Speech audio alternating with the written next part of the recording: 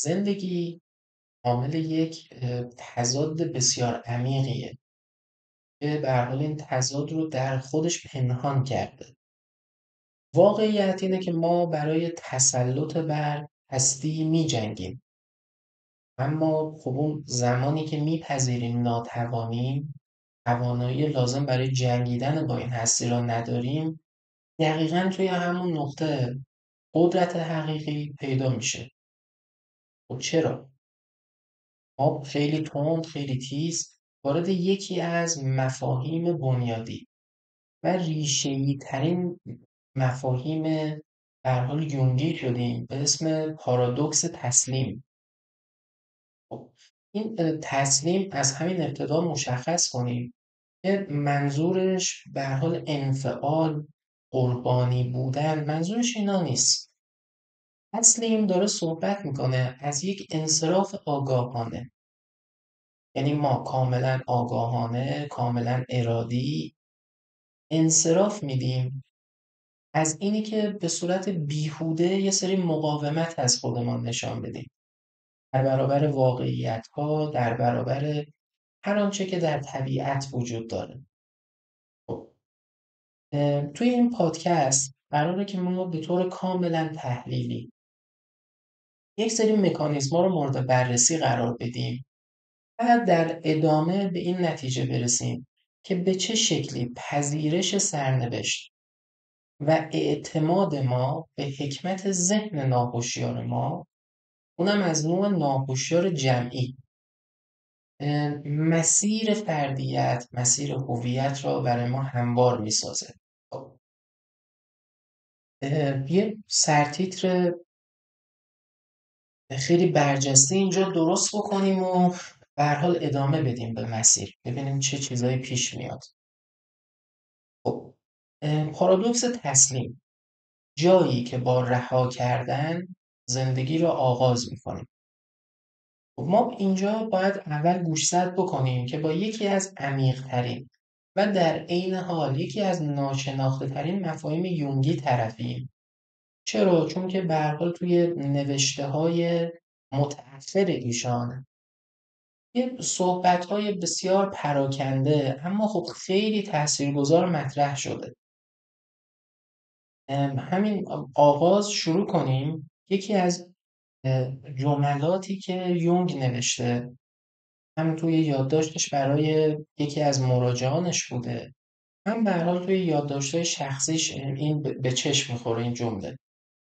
میگه که بزرگترین مقاومت انسان در برابر زندگی، مقاومت در برابر تسلیم شدن است و به گونه‌ای شگفت وقتی کاملا تسلیم میشوی پیروز میگردی. یکم اینو باز کنیم. خب گفتیم که سرفصل اسمش هست پارادوکس تسلیم. پارادوکس تسلیم چه میگه؟ میگه که هر وقتی که انسان با تمام وجودش در برابر سرنوشت، در برابر درد، در برابر رنج، در برابر انواع و اقسام چیزای ناشناخته که ناشناخته ترین چیز هم همون مرگه، میاد مقاومت نشان میده و تلاش میکنه که تمام شرایط را تحت کنترل قرار بده، دقیقاً توی همون نقطه شکست میخوره. تلاش برای کنترل مساوی است با شکست.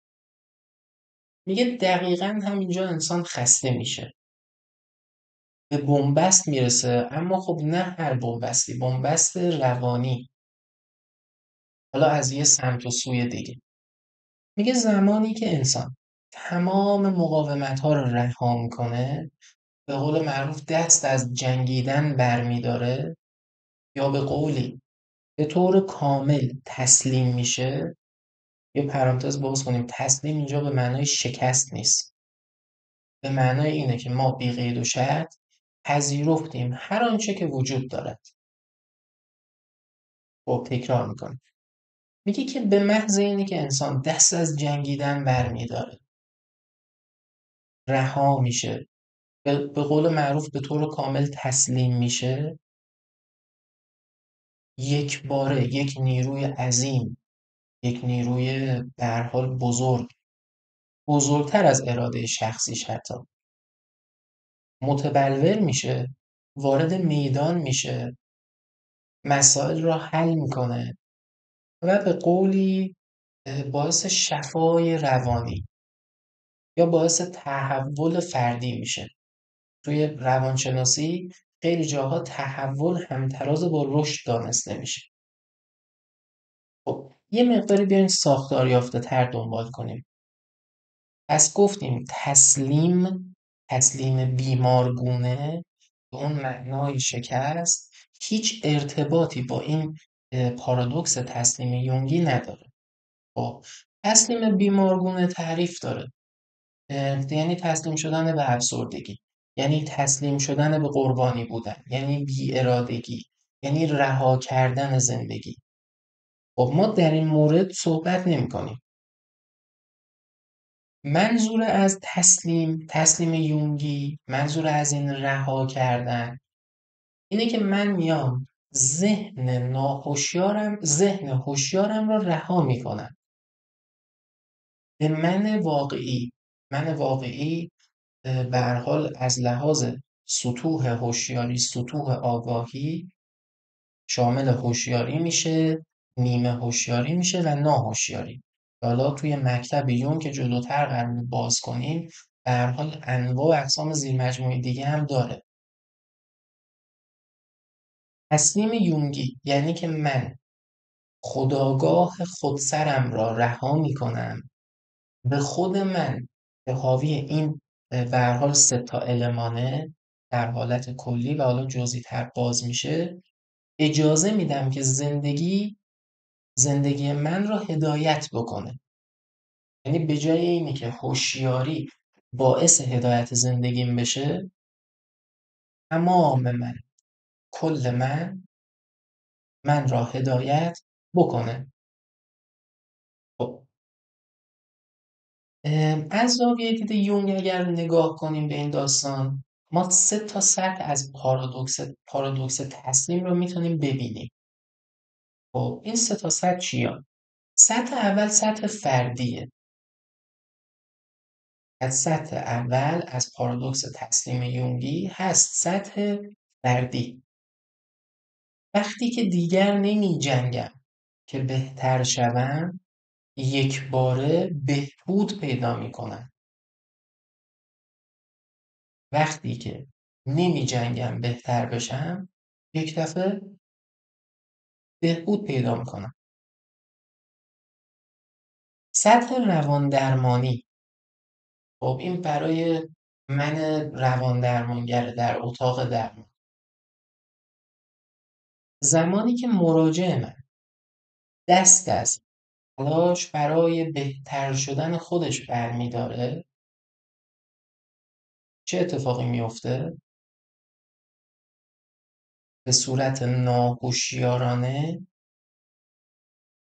خود مراجع خودش بهتر میکنه. داریم در مورد یک بهبود خود به خودی حرف میزنیم. اما سطح سوم، سطح معنوی عرفانی. ببین تمام عرفا، حالا به هر حال طی این اپیزود میپردازیم به کلامشان، تمامی عرفا، تمامی به هر حال فیلسوفا یه گوشه چشمی به این قضیه داشتن. توی عرفان میگن که تسلیم کامل به خدا، که بالا به این تسلیم کامل به خدا میگن طریقت. میگه که طریقت ما را به وحدت میرسانه. وحدت هم حالا توی زبان روان درمانی به معنای یک پارچگیه، یعنی اون به هر حال اجزای متفاوت روان من با همدیگه یکی میشه، یک پارچه میشه. خب یه چند تا نقل قول جالب از یونگ من دارم اینجا که به هر حال به طور مستقیم از زبان آلمانی و زبان انگلیسی اینا رو برگرداندم به زبان فارسی. خیلی قشنگه. میگه زندگی فقط وقتی آغاز میشه که دیگه نجنگی. زندگی تنها زمانی آغاز می شود که دیگر نجنگی. من تا زمانی که می خواستم خودم را نجات دهم غرق می شدم. تا زمانی که می خواستم خودم نجات بدم غرق می شدم. وقتی تسلیم شدم موج مرا به ساحل رساند. اینو قراره توی به هر حال بدنه این اپیزود حسابی بهش بپردازیم.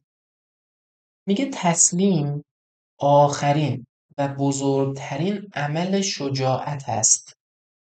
تسلیم آخرین و بزرگترین عمل شجاعته. میگه منها سلف تنها در تسلیم کامل متولد می شود. یعنی من حقیقی فقط زمانی متولد میشم که به طور کامل تسلیم شده باشم. خب یه چند تا مثال بالینی هم از خود یونگ اینجا داشته باشیم، خالی از لطف نیست. یونگ توی خاطراتش می نویسه، میگه یه جاهایی عمیق‌ترین بحران روانی رو داشتم تجربه می‌کردم. بین سالهای 1913 تا 1916 اگر اشتباه نکنم. میگه که توی این دوران من با ذهن ناهوشیار خودم مواجه شدم. یعنی داره از مواجهه خودش با ذهن ناهوشیارش صحبت میکنه. میگه زمانی که دیگه هیچ مقاومتی نکردم، اجازه دادم که تصاویر، رویاها، به هر حال هر جایی که میخوان من رو ببرن. بزرگترین کشفیات من شامل کهن‌الگوها، ناخودآگاه جمعی، تمام اینا اون زمان متولد شد. یعنی داره از زمانی که صحبت میکنه که دیگه گفت اوکی من خستم، تسلیم. میگه بزرگترین کشفیات من اون زمان ایجاد شد. یک خلاصه داشته باشیم، یک خلاصه یه خطی از این پارادوکس تسلیم. میگه هرچه بیشتر بجنگی بیشتر میبازی. هرچه بیشتر بجنگی بیشتر میبازی. هرچه بیشتر تسلیم شوی بیشتر به تمامیت میرسی. و کل تئوری روانشناسی تحلیلی یونگ هم حول این محور میچرخه. چگونه به فردیت، به تمامیت یا حالا به اون ادغام برسن. خب این یه تیکه شاید بیشتر به درد دانشجوهای روانشناسی بخوره. یه گریزی بزنیم برای اینکه حتما این پارادوکس تسلیم یونگی رو به بهترین نحو ممکن متوجه بشیم. لازمه که اینجا یه گریزی بزنیم ما به تئوری یونگ. یه چند تا از این مبانی نظریش که خیلی خیلی میتونه اینجا کمک کننده باشه رو ما بیایم به هر حال باز کنیم. خب قبل از هر چیزی اصلا بیا روانشناسی تحلیلی رو ما تعریف بکنیم. خب این جزء اون دسته از روانشناسی عمقی قرار میگیره. خب مثلا فرق میکنه با رویکرد CBT، REBT، درمانهای راه حل محور، این مقداری متفاوته. جزء اون دسته روانشناسی های عمقی قرار میگیره که به هر حال بنیانگذارش هم کارل گوستاو یونگ هست. زمانی کامل شکل گرفت که یونگ تصمیم گرفت از این روانشناسی تحلیلی به عنوان یک جایگزینی برای روانکاوی کلاسیک زیگموند فروید استفاده کنه. یک لایه عمیق‌تر شد در روان انسان. پس ما اینجا همه چیز رو باید عمیق‌تر بررسی بکنیم. و به هر حال یه چیزی هم که اضافه داشت نسبت به سایر تئوری ها این بود که میگفت روان انسان صرفاً حاصل تجارب فردی نیست. ما به عنوان انسان یک میراث کهن داریم، میراث جمعی داریم که اسم اون هست ناخودآگاه همگانی. زمانی که یونگ از زیگموند فروید جدا شد، تأکیدش بر این بود آقا روانشناسی باید فراتر از جنسیت عمل بکنه، فراتر از سرکوب‌های فردی باشه. بهتره که به نمادها، اسطوره‌ها و حتی فرایندهای معنوی هم بپردازه. پس ما اینجا باید رویکرد همه جانبه طرفیم. خب اگر بخوایم یه تعریف کامل داشته باشیم باید بگیم که اصلا روانشناسی تحلیلی یونگ یک سیستم پویاست، داینامیکه، یعنی به خودی خود حرکت میکنه، یه حرکت لایف تایم داره.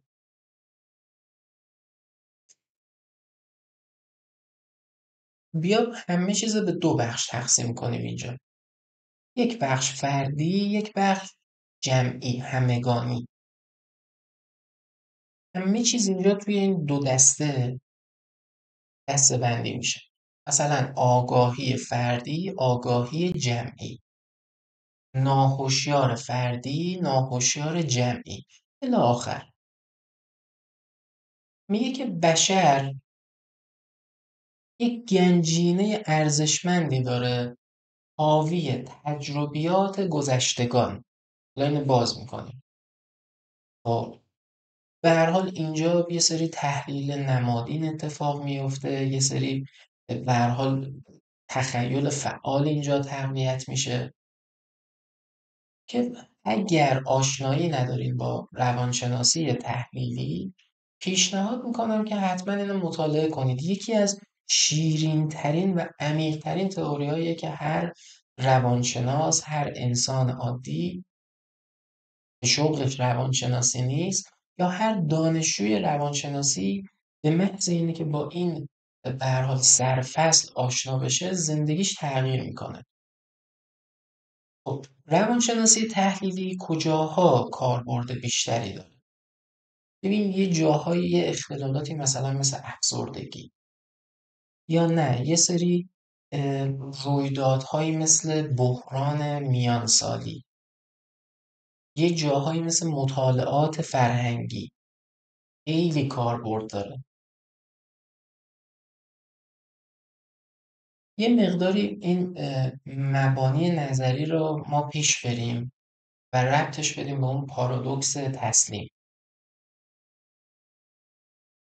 هر روانکاوی معتقده که سطوح هوشیاری انسان، سطوح آگاهی انسان یک بخش هوشیار داره، یک بخش نیمه هوشیار داره و یک بخش ناهوشیار داره. یونگ هم از این قاعده مستثنا نیست نظریش. میگه ما یک ناخودآگاه فردی داریم که این ناخودآگاه فردی ما حاصل به هر حال تجربیات، خاطرات، تجربیاتی که به هر حال توش ناکام شدیم، اینا سرکوب شدن، یا به هر حال اون بخشایی که ما انکار کردیم. خب یه سری خاطرات تلخ، ناکام کننده، یه سری تمایلات سرکوب شده که ما بیشتر اینا رو به سمت به هر حال اینی که در دسترس ما نباشه هول میدیم، اینا رو ذخیره میکنیم توی ذهن ناهوشیار ما.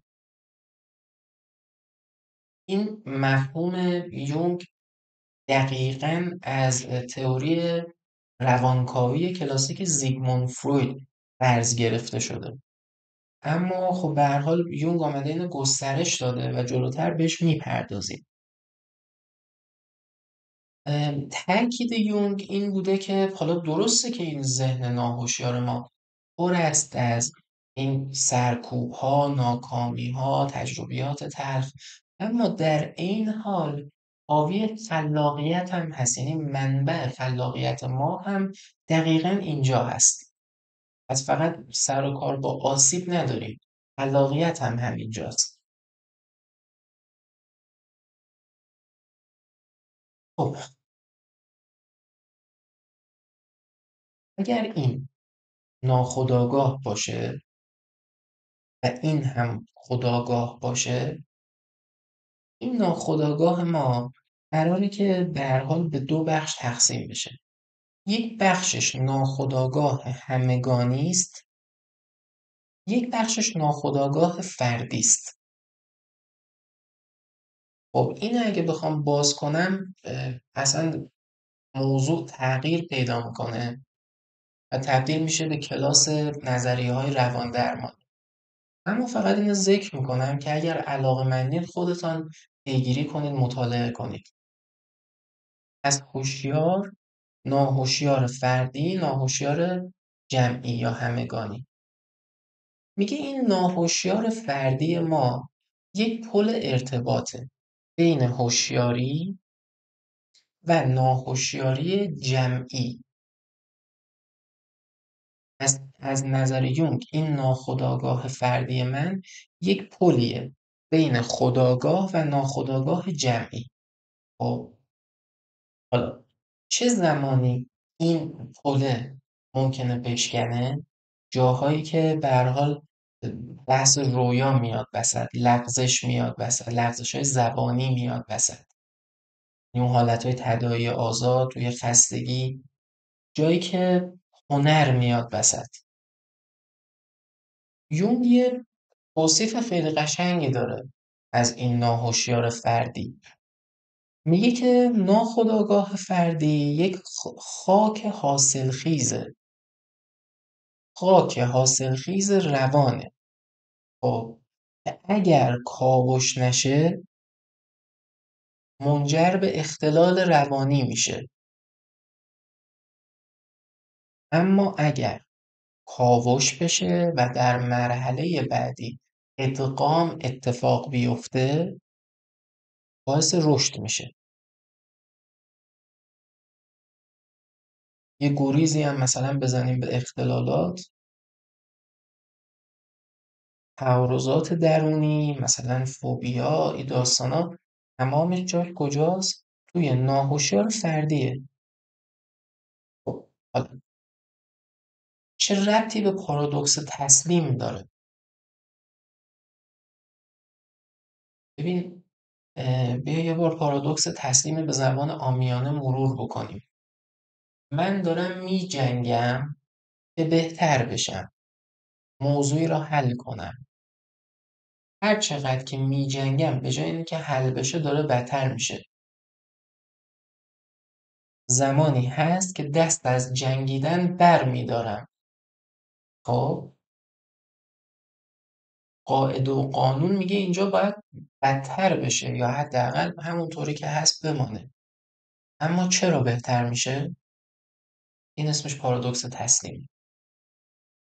این ناهوشیار فردی ارتباطش چیه با پارادوکس تسلیم؟ ببین زمانی که من به ذهن ناهوشیار خودم تسلیم بشم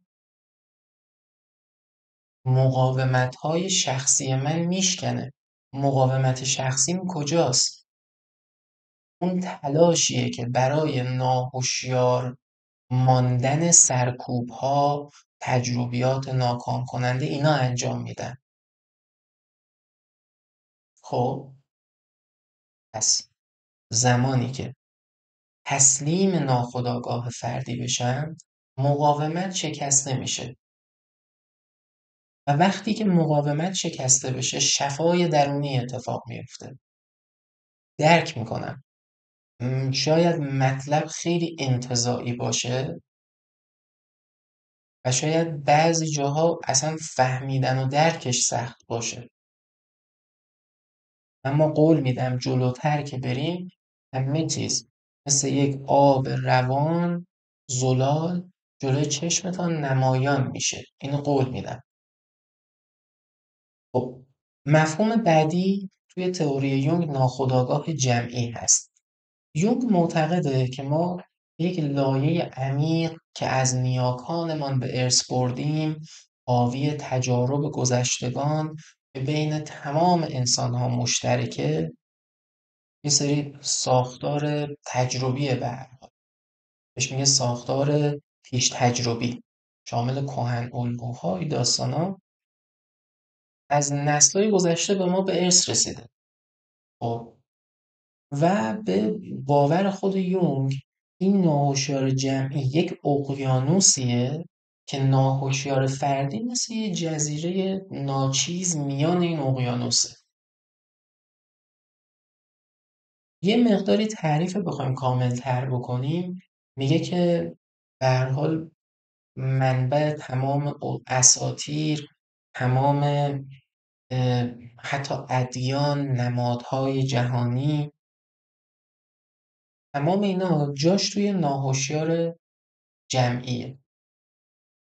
خب و به هر حال مثلا چیزی که خیلی ما سر و کار باش داریم تو روانشناسی تحلیلی، کهن الگوه که باید بیشتر بهش بپردازیم. میگه که ما زمانی که دچار یه سری بحران میشیم، یه سری اتفاقات خیلی سنگین و شدید برای ما رخ میده، این ناخودآگاه جمعی ما یک دریچه‌ای باز میکنه به روی یک سری کهن الگو. و زمانی که ما این کهن الگوها رو بپذیریم، اتفاقی که میفته اینه که معنا رو کشف میکنیم. حالا اگر در برابر این مقاومت داشته باشیم چه اتفاقی میفته؟ یعنی تسلیم نشیم. به جای اینکه کشف کنیم بیشتر درگیر بحران خواهیم شد. مفهوم بعدی اصلا خود کهن الگوه. بیاین یکم بهش بپردازیم. ببین من به عنوان یک انسان با یه سری به هر حال ارگان دارم. درسته؟ مثلا دست، پا. زمانی که از این ارگان ها آگاه باشم، سعی بکنم کارکرد اینها رو بشناسم، قبل از اینی که هر اتفاقی بیفته ارتباط من با من بهتر میشه، عملکرد من بهتر میشه توی تمامی زمینه ها. میگه که این ارگان ها در روان ما اسمشان هست کهن الگو. میگه رفتارها، نمادها، تجربیات انسان همین کهن الگوهاست که شکل میدن. خب این مفهوم کهن الگو هم خود یونگ از افلاطون برز گرفته. یه چند تا کهن الگو معروف هم داریم: قهرمان، سایه، مادر، پیر خردمند. دوست داشتین در مورد اینا یه مطالعه انجام بدین، خالی از لطف نیست. میگه که اینا، این کهن الگوها غالبا روی رویاها خودنمایی میکنن، اونجا خودشان رو نشان میدن. و جایگاه دیگه‌ای که خیلی خودنمایی میکنن توی هنره. خب اینا یه سری گفتیم ارگانن، ساختار روانن که خالی‌اند و با تجربیات شخصی پر میشن. خب پس اینا درسته چارچوب دارن، یه سری ثابتن، اما تصویر اینا به طور مداوم پر و پرتر میشه. خب تجربیات سازماندهی میکنه. خب حالا اگر ما اینا رو نادیده بگیریم چه اتفاقی میفته؟ شما فکر کن دستت نادیده بگیری، چه اتفاقی میفته؟ کارکردت به هم میریزه. حالا فکر کنید کهن الگوها رو نادیده بگیریم، چه اتفاقی میفته؟ خب کارکرد روانشناختیت به هم میریزه. ارتباطش با پارادوکس تسلیم چیه؟ ببین دقیقاً اون لحظه‌ای که تسلیم میشیم، یعنی یه نقطه بحران دیگه. چه چیزی خودنمایی میکنه؟ همین کهن الگو.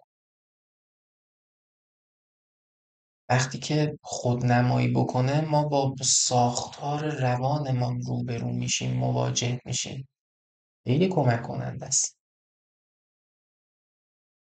در تئوری یونگ همه چیز به اصلی به اسم اصل ازداد برمیگرده.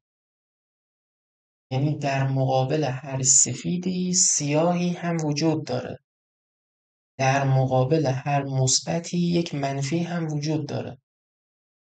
اصل ازداد از ضدیت میاد. میگه ما در حالا این سنش حدودی که پیش از میان سالی چیزی به اسم من سلف خیشتن وجود ندارد. هر آنچه که هست ایگو هست. در مکتب یونگ ایگو به معنای مرکز هوشیاریه. ببین یه خط ترسیم کن از هوشیاری تا ناهوشیاری. یه اسم اینو بذاریم 1-1 وسط 0. هر چقدر که سن من بیشتر میشه آگاهی من نسبت به خود من افزایش پیدا میکنه. یک خطه. میگه اون هوشیاری، میزان هوشیاری که از این -1 تا +1 دارم شما در نظر بگیر، وسط این اسمش هست ایگو. میگه در طول زندگی توی این نمودار یک جایی میرسه که به همون اندازه‌ای که از خودم میدانم به همون اندازه هم از خودم نمیدانم. یعنی به قول معروف اون نقطه 0 میرسیم از -1 تا +1. دیگه زمانی که به این نقطه رسیدیم تازه اونجا من دیگه به عنوان یک شخص میتونم ادعا کنم که یک شخصم سلف. بیش از اون نقطه من صرفا یک ایگو هم، مرکز هوشیاری. زمانی که این مرکز هوشیاری بیاد جلو بخوابه روی نقطه به همان اندازه که از خود میدانم همان اندازه هم نمیدانم اسمش میشه سلف. به قول یونگ اون لحظه من تازه به فردیت رسیدم و گفتیم که یه مسیر پویاست. اینجا همه چیز تمام نمیشه، تازه ما به عنوان یک فرد به حالت تعادل میرسیم. خب پس این نقطه مستلزم اینه که آگاهی من بیشتر شده باشه نسبت به چه چیزایی؟ نسبت به تمام اون ناکامیایی که سرکوب کردم، نادیده گرفتم، انکارش کردم، نمیدونم.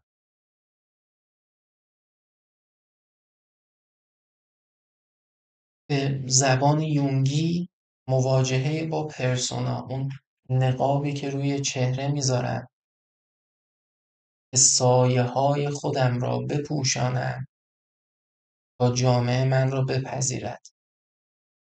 اون مواجهه‌ای که با بخش‌های زنانه شخصیتم داشتم، مواجهه‌ای که با بخش‌های مردانه داشتم،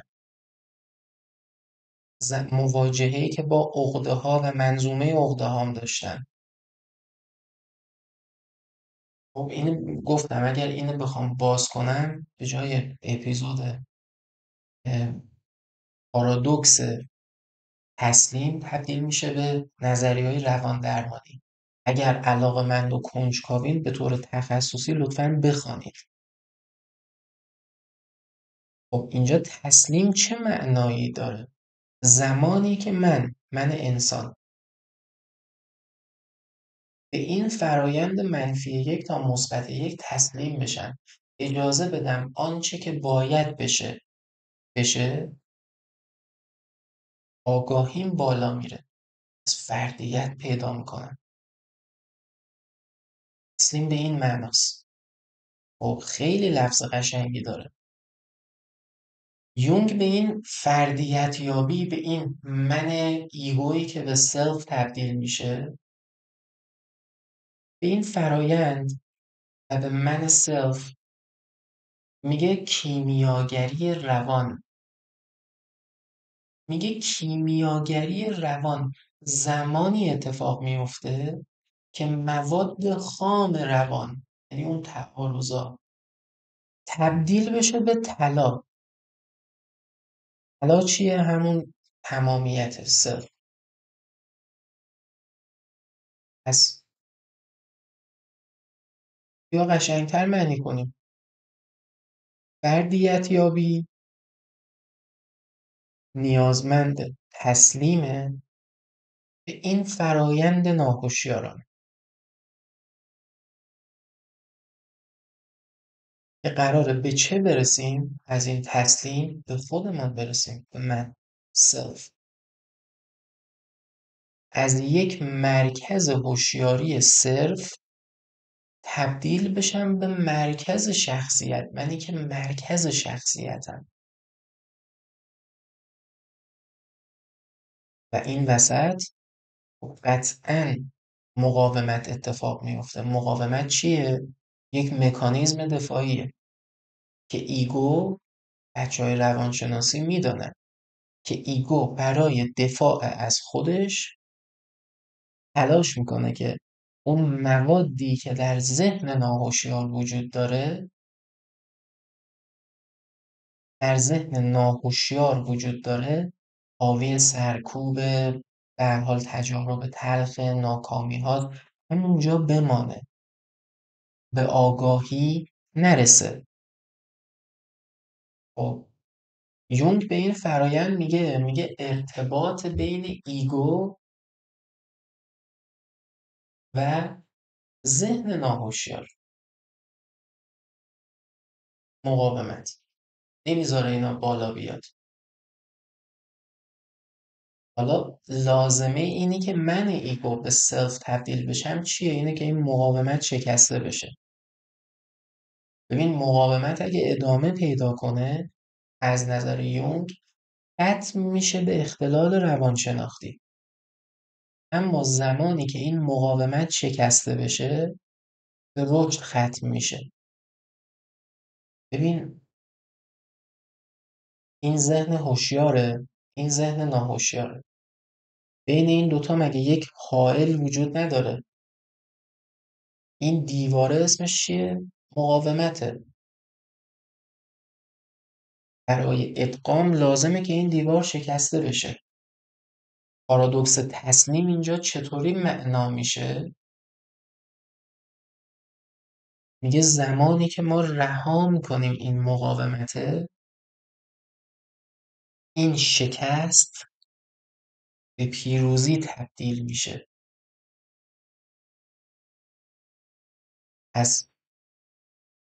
از بین بردن این مقاومت، گرچه که در بخش اول یک شکست محسوب میشه،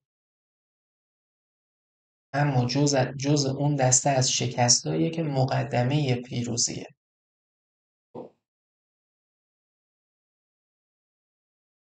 توی روان درمانی تسلیم یک حالته. خب چطوری توصیفش کنیم؟ بگیم اون لحظه ای که درمانجوی ما از تلاش ارادی برای تغییر دست میکشه. از تلاش ارادی برای تغییر دست میکشه و اینجا اجازه میده که ذهن ناهوشیارش به جای ذهن هوشیار جریان پیدا کنه. این همون چیزیه که یونگ توی سمیناراش ازش صحبت میکرد. یکم عمیق‌تر بخوایم نگاه کنیم، در روان درمانی یونگی تسلیم به معنای ضعف نیست، خب به معنای شجاعته. فقط یک فرد شجاع میپذیره که با ناشناخته ها مواجه بشه. پس این پذیرش کار یک فرد شجاعه. این تسلیم کار یک فرد شجاعه. تسلیم میشن که با انواع و اقسام ناشناخته ها روبرو بشن. کنترل کردن را رها میکنن، دست از کنترل بر میدارن که به چه برسن؟ به اعتماد برسن. ببین چی کنترل میکنه؟ منی کنترل میکنم که به روان خودم اعتماد ندارم. درست شد؟ چنین فردی کنترل میکنه. مگه این روان بخشی از من نیست؟ چطوری میشه بهش اعتماد نداشت؟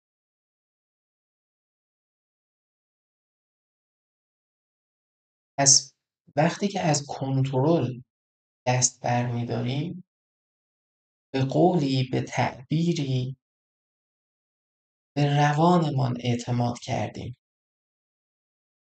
و این خیلی مهمه. از نظر یونگ کلید شفای واقعی همین تسلیم یا به عبارتی اعتماد کردن به روان خودمان هست.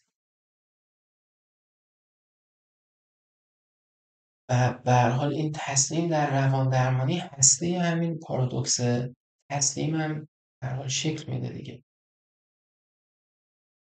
خب حالا خیلی واضح‌تر اینجا وقتی که این مفاهیم رو یاد گرفتیم میتونیم پارادوکس تسلیم رو تعریف کنیم و بپردازیم به بحث اصلی ما و یه سری نقاط جذاب هم اینجا وارد داستان کنیم. الان فهمیدین چرا خیلی کم در موردش بحث میشه؟ این پارادوکس بنیادیه دیگه، توضیح دادنش هم خیلی سخته. الان گوش بده. هر زمانی که من خودآگاه یعنی همون ایگوه، مرکز هوشیاری، با تمام تلاشش داره سعی میکنه که زندگی، سرنوشت، درد، بحران، مرگ، تمام اینا رو کنترل کنه. خب دقیقا اون نقطه با سنگین ترین شکست ها روبرو میشه. بعد از اون به چه میرسه؟ به یک اضطراب عظیم شدید که نتیجهش میشه بنبست روانی. حالا وقتی که این منه، ببین من سلف دست از مقاومت برمیداره، تسلیم میشه، نه به معنی اینه که شکست خورده ها، به معنی اینه که آقا پذیرفتم آنچه که هست، اعتماد کردم به روان خودم، اون روانم یه بخشی از من.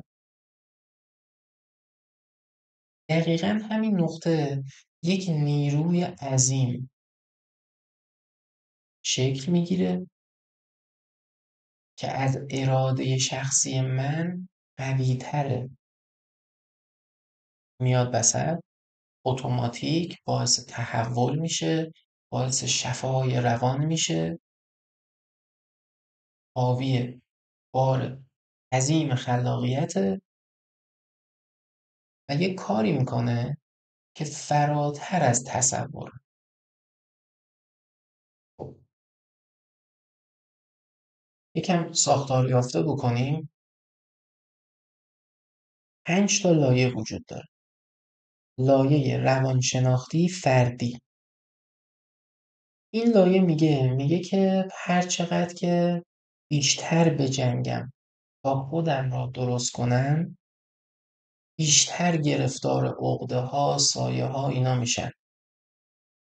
اما زمانی که دست از جنگیدن برمیدارم، اون ناهوشیار من را درمان میکند. پس لایه اول لایه روانشناختی فردی بود. لایه دوم لایه کهن الگوییه. یه سری کهن الگوهای بزرگ مثلا قهرمان، قربانی، پیر خردمند، میگه اینا فقط زمانی فعال میشن که من در حالت تصمیم کامل باشم. یه جمله داره یونگ خیلی قشنگه. میگه قهرمان واقعی کسی نیست که میجنگه. قهرمان واقعی کسیه که در لحظه درست دست از جنگیدن برمیداره. قهرمان واقعی کسی نیست که بجنگد. کسی است که در لحظه درست دست از جنگیدن بر می دارد. لایه سوم لایه روان درمانیه. این برای من درمانگر میگه توی فرایند درمان مراجعه تا اون زمانی که با منطق، با دفاع، با تلاش ارادی به دنبال اینه که مشکل حل کنه، هیچ چیزی حل نمیشه. دقیقا اون لحظه‌ای که ذکر میکنه میگه دیگه نمیتونم، دیگه بیشتر از این نمیتونم، تسلیم شدم. میگه اگر قرار باشه جهش درمانی رخ بده، اینجا رخ میده. ببین، داریم در مورد روانشناسی تحلیلی یونگ صحبت میکنیم ها. از رویکردهای دیگه صحبت نمیکنیم. اینا تمامی این مفاهیم اینجا فقط صادقن، جاهای دیگه صدق نمیکنن. اینقدر اینجا صادقه که یونگ روش اسم گذاشته، میگه مرگ و تولد دوباره روان. به این لایه روان درمانی میگه. خب، لایه چهارم لایه معنوی عرفانیه. تمام سنت‌های عرفانی بزرگ که قصد دارم تا حد امکان در مورد تمام اینا صحبت کنم. اینا تماما این پارادوکس ذکر کردن. میگه که خیلی هم قشنگ، هر که خود را خوار کند بالا برده می شود. هر که بمیرد پیش از مرگ هر که بمیرد پیش از مرگ زنده میماند. راه در بیراهی است. اینا رو ما همه تو عرفان داشتیم. بعضن خیلی قدیمی‌تر از یونگ هم بودن. چه چیزی از کار یونگ اینقدر قابل ستایشه؟ اون جایی که این مفاهیم رو آورده توی المانهای روانشناختی تعریف کرده. ایناست که یونگ خیلی بزرگ میکنه. لایه پنجم لایه وجودی متافیزیکیه. ببین، تسلیم یک ابتدا و یک انتهای براش در نظر بگیریم. انتهای تسلیم یعنی نهایی ترین بخش تسلیم کجاست؟ تسلیم به مرگ، تسلیم به ناشناخته ها، تسلیم به سرنوشت. یونگ توی سالهای آخر عمرش یه جمله قشنگی نوشته. میگه من دیگر نمیخواهم چیزی باشم، فقط میخواهم باشم. داره اصلا یه پارادوکس داره نشان میده. من دیگه نمیخوام، من یونگ دیگه نمیخوام چیزی باشم، فقط میخوام باشم.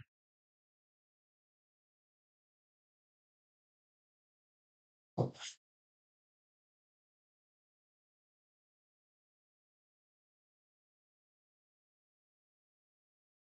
یه خلاصه نهایی داشته باشیم از پارادوکس تسلیم یونگی و بعد از اون بپردازیم به یه سری تئوری های دیگه. بیشترم دوست دارم که برم به سمت عرفان و فلسفه. هرچه بیشتر مقاومت کنی بیشتر میبازی. هرچه کاملتر تسلیم شوی بیشتر به تمامیت میرسی. هرچه بیشتر مقاومت کنی بیشتر میبازی. هرچه کاملتر تسلیم شوی بیشتر به تمامیت میرسی. خب، حالا ما یه سری فیلسوف داریم، یه سری عارف داریم که آمدن این پارادوکس تسلیم خیلی گسترده بهش پرداختن، اما با یه لنز دیگه ای. درسته که ما روانشناسیم، باید نظریه ها رو مطالعه بکنیم، حتی بیشترم روی اون نظریه های علمی مانور بدیم، اونایی که مورد آزمایش قرار گرفتن.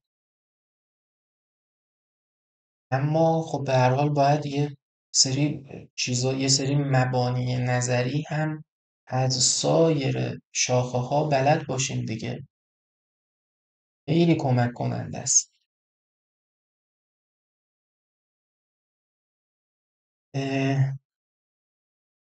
لاوزی، خیلی تلفظش به فارسی سخته، یه فیلسوف چینیه و حالا به هر حال از تمام اون عزیزانی که مطالعه کردن این آثاره، اگر اسم رو اشتباه تلفظ کردم معذرت میخوام. لاوزی، فیلسوف چینی، توی یکی از کتب اصلیش آمده از تسلیم به عنوان یک اصل بنیادی، یک اصل بنیادی وجودی اسم برده. خب پس یعنی ببین میگه تسلیم یک اصل بنیادی وجودیه. ادامه میده، میگه که انسان باید به جریان طبیعی جهان تسلیم بشه. انسان باید به جریان طبیعی جهان تسلیم بشه.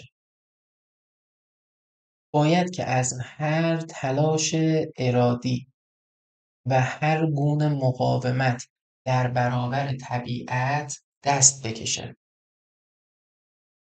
لاوزی میگه که این تسلیم نشان دهنده ضعف نیست. خب اتفاقا برعکس، نشان دهنده بالاترین درجه خرده. چرا؟ چون باعث میشه که با تمام جهان، با تمامیت جهان، نه با تمام جهان، با تمامیت جهان هماهنگ باشیم.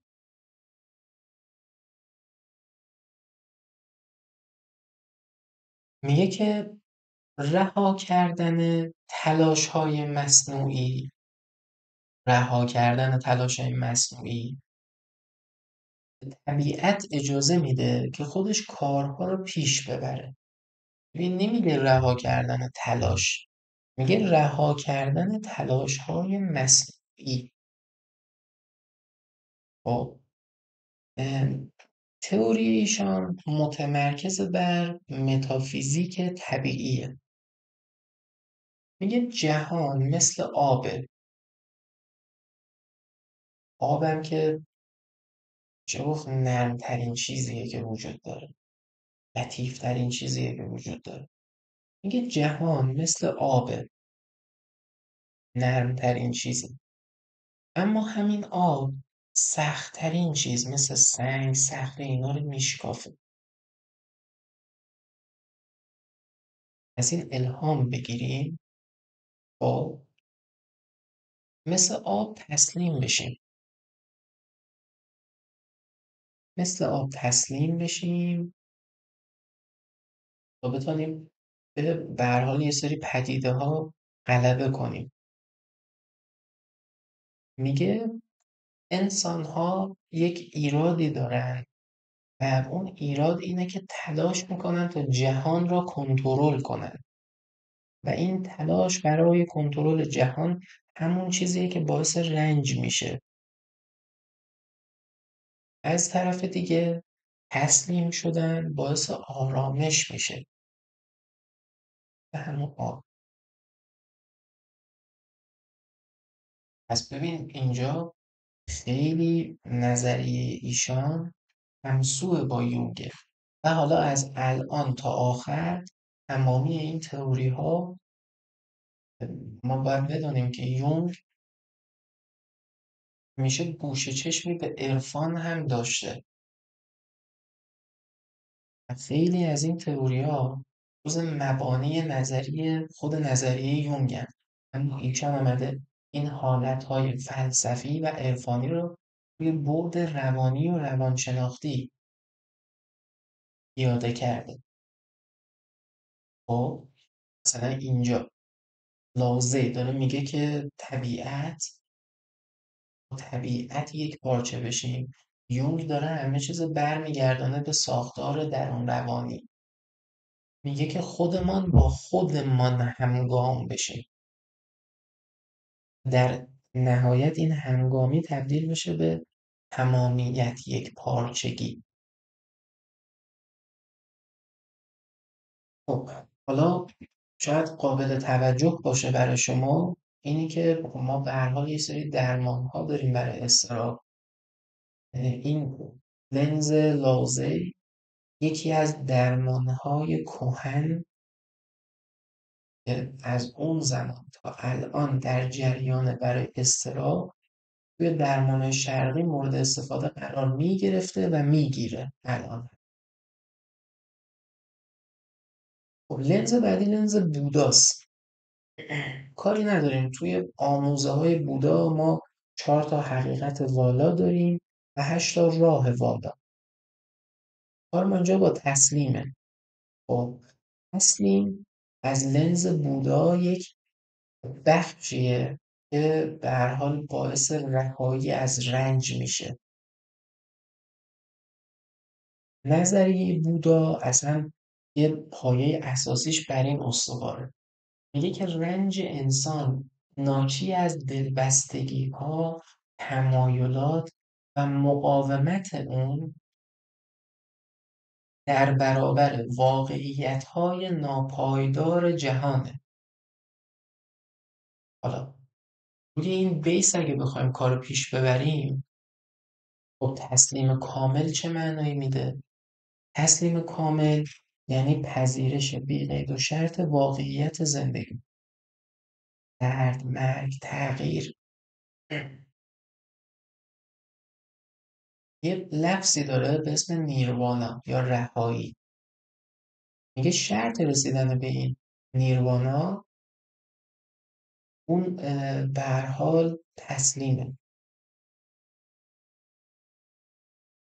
مفهوم رها کردن در مکتب بودا شامل تسلیم شدن به جریان زندگیه بدون چنگ زدن به چیزی.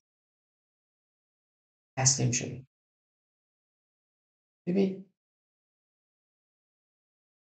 وجه اشتراک زیادی بین این نظریه بودا هست و روانشناسی وجودی و حالا بیایم عمیق‌ترین و در این حال برجسته ترین وجه اشتراک ذکر کنیم.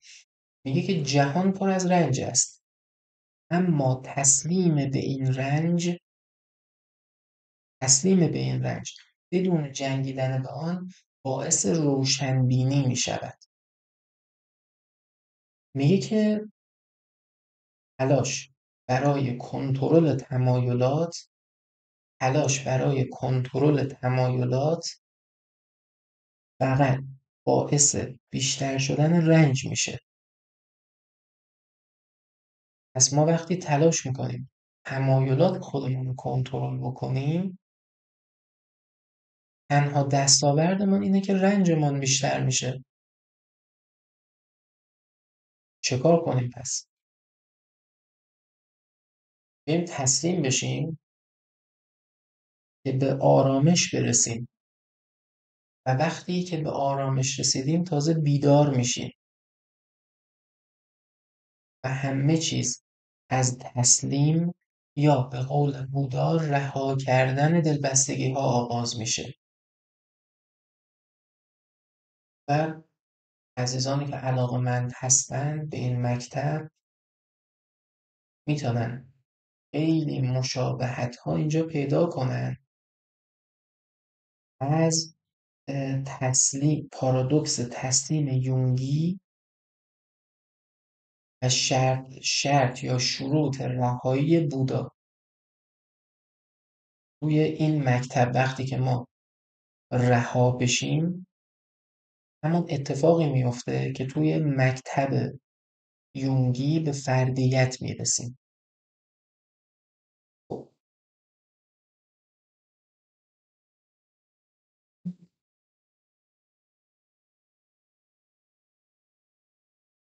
مولانا عارف ایرانی، ببین توی مثنوی معنوی و دیوان شمس مولانا یک اصل مرکزی برای عرفان ذکر میکنه و ترسیم میکنه که فقط با اصل اساسی به اسم تسلیم میتوانیم به این هسته مرکزی عرفان برسیم. لنزش یه مقداری متفاوته با یونگ. بیایم بررسیش کنیم.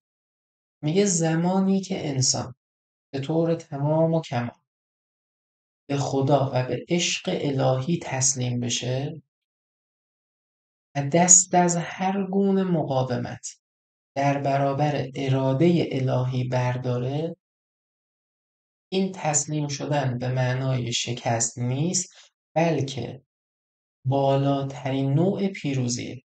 چرا؟ چون به وحدت و حقانیت منجر میشه، به حق منجر میشه. اینجا مولانا یه پرانتز باز میکنه، میگه فنا شدن در راه خدا. فنا شدن در راه خدا خب توی مکتب مولانا به معنای رها کردن من در جریان الهی معنی میشه. پایه نظریه مولانا عرفان اسلامی. یه مثال خیلی قشنگی داره، میگه که انسان مانند نی است که باید خالی شود تا صدای الهی از آن برخیزد. انسان مانند نی است که باید خالی شود تا صدای الهی از آن برخیزد. پس ببین، تسلیم به درد، تسلیم به رنج از لنز مولانا انسان را به کمال میرساند. مولانا تاکید میکنه که جنگیدن با سرنوشت فقط باعث جدایی میشه و تسلیم باعث وحدت میشه، به شادی ابدی منجر میشه. ببین کاملا همسوی با یونگه. منتها مولانا اینجا از پروردگار صحبت میکنه، یک زمانی که به اون وحدت برسیم. یونگ داره از فردیت یابی، از تمایز یابی صحبت میکنه. و کاملا مشابه. و جالب توجهه که به هر حال زاویه مولانا اینجا تسلیم را به عنوان یک دعوت الهی تلقی میکنه، ولی یونگ، خب یونگ هم به هر حال مولانا رو مطالعه کرده. یونگ میاد به این دعوت الهی لیبل دیگه ای میزنه، میگه که این یه حالت روانشناختیه. خب حالا مایستر اکهارت، یک عارف آلمانی، فیلسوف مسیحی، توی آثارش از تسلیم به عنوان یک اصل یاد کرده، اصل رهایی. میگه که انسان باید به طور کامل از خود و تمایلات دنیوی دست بکشه و به خدا تسلیم بشه. این تسلیم شدن هم به معنای انفعال نیست. ببین، میدانم که من روانشناس، من مشاور، هیچ وقت نباید بگم روح، باید بگم روان. اما لازم به ذکره که اینجا دارم از عرفان صحبت میکنم. خب اکهارت میگه که این تسلیم بالاترین فعالیت روح است و به وحدانیت، به اتحاد منجر میشه. یه واژه آلمانی داره اکهارت، گلاسنهایت، به معنای رها کردن، تسلیم شدن، به معنای خالی شدن خود برای پر شدن از خدا اشاره داره. گلاسنهایت، خالی شدن خود برای پر شدن از خداوند. خیلی معنای جالبیه، خیلی معنای جالبی داره. خب حالا اکهارت میگه که و گفتیم الهیات عرفانی جایگاه تئوری ایشان میگه که خدا در عمق روح حضور دارد. خدا در عمق روح حضور دارد، اما مقاومت خود مانع پدیدار شدن آن می شود. تسلیم کامل به خالی شدن خود ما را به غنای الهی می رساند. ببین دقیقاً داره همون حرف یونگ میزنه، اما خب با یه لنز دیگه ای. لاسنهایت میگه خالی بشیم، میگه خدا که هست، فقط زمانی که خالی بشم تا اون پروردگار در من پر بشود به غنای الهی میرسم. یون گفتیم اینو میاد تعریف میکنه توی ساختارهای روانشناختی. سورن کیرکگور، یک فیلسوف دانمارکی، پدر اگزیستانسیالیسم، میاد از تسلیم به عنوان یک بخشی از ایمان یاد میکنه. تسلیم بخشی از ایمان. میگه که انسان توی بحران وجودی باید به طور کامل به خدا تسلیم بشه، از منطق و اراده شخصی دست بکشه و این تسلیم به معنای دیوانگی نیست، به معنای ایمان است. بالاترین درجه آزادی است. میاد این تسلیم شدن را همتراز میدانه با اصالت. میگه که تسلیم در مراحل دینی زمانی به اوج میرسه که فرد وقتی که با اضطراب مواجهه، اون لحظه به جای اینی که چنگ بزنه عامل اضطراب، همه چیز رو رها کنه، به ایمانش پناه ببره.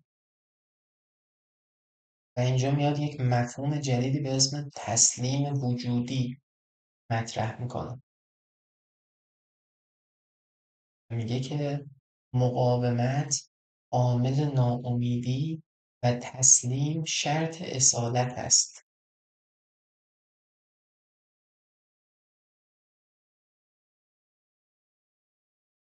تئوری بعدی، تئوریسین بعدی نیچه هست. فریدریش نیچه، فیلسوف آلمانی. ببین ما به هر حال چکیده آثار نیچه را وقتی بیایم مطرح بکنیم اینجا به این میرسیم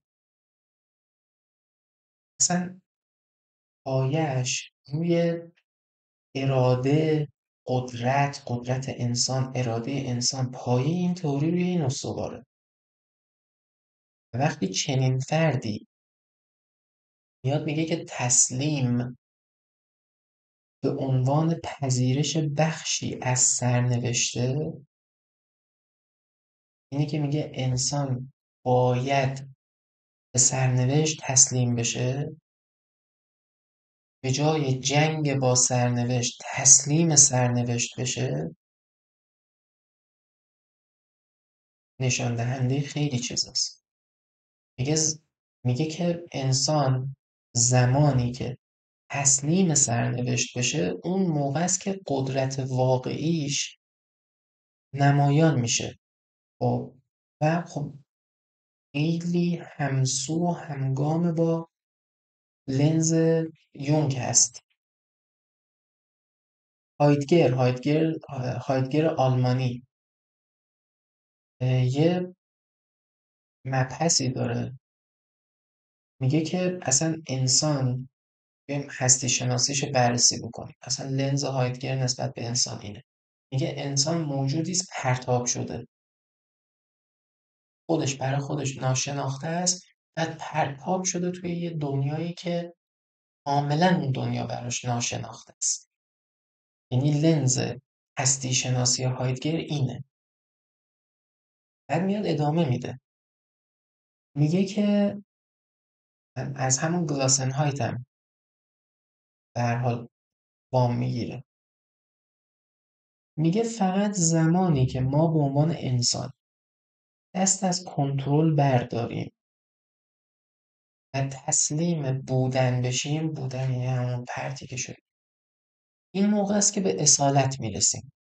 خب پس اینجا کاملا زاویه دید هایدگر هم همسو با یونگه، یه کمی فقط شاید شدیدتر از یونگ باشه. صراحتاً میگه آن کسی که تسلیم اصیل و آن کسی که مقاومت بی اصالته. خب خوب شد که این تئوریا رو بررسی کردیم، چون الان میتونیم یه جمع‌بندی داشته باشیم از پارادوکس تسلیم، یه جمع‌بندی خیلی عمیق و گسترده. همه چیز توش بود، تمام اینا با هم همخوان بود. خیلی طول کشید اینا رو جمع آوری کردم. ببین پارادوکس تسلیم وقتی که یک پارچه بیایم نگاه کنیم، روانشناسی، فلسفه، عرفان، به این میرسیم که آقا جان یک حقیقت وجودی این پارادوکس از ما چه میخواد؟ میگه زمانی ما یک پارچه میشیم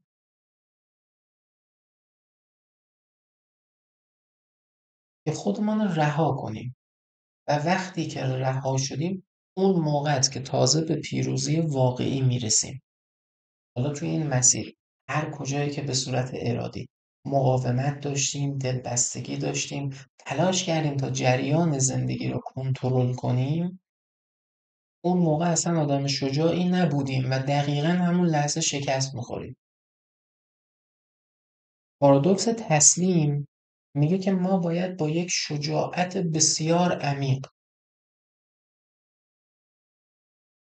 اگه داری با لنز روانشناسی نگاه کنی، شجاعت نسبت به اون اعتمادی که به روان ما داریم. اگه داری با لنز عرفان نگاه میکنی، شجاعت نسبت به اون ایمانی که به پروردگار داریم. اگه داری با حالت فلسفی نگاه میکنی، شجاعت نسبت به اون ایمانی که به طبیعت داریم. فرقی نداره. شجاعت، با این شجاعت محض باید تسلیم هستی بشیم. رها کردن مقاومت دیدیم که در هیچ مکتبی نشان دهنده ضعف نبود، نشان دهنده شکست نبود. اتفاقا حامل یک قدرت عظیمی بود، از یک خودشناسی بالا می آمد. نشان دهنده خرد بود. اینجا ما اتفاقا هماهنگ شدیم، روشنبین شدیم و تبدیل شدیم به یک موجود واحد، به وحدت رسیدیم. ببین روان نمود درونی جهان بیرون است. خب چه دنیای بیرون، چه روان من داره مثل یک رودخانه پویا، یعنی در جریان عمل میکنه. هر چقدر که بیشتر با این جریان بجنگی، احتمال غرق شدنت هم بیشتره. از یک شناگر بپرس، تو که من شنا بلد نیستم، چه کار کنم که غرق نشم؟ میگه تنها کاری که باید بکنی اینه که هیچ کاری نکنی. هر چقدر که بیشتر دست و پا بزنی، احتمال غرق شدنت بیشتره. هیچ کاری نکن، اینجوری وایسا، ابتدا یه بالای آب، بعد که بالا آمدی فقط دست بکش ولی هیچ کاری نکن. همین هیچ کاری نکردن باعث میشه که جریان آب شما رو به ساحل بیاره. مثال قشنگتر از این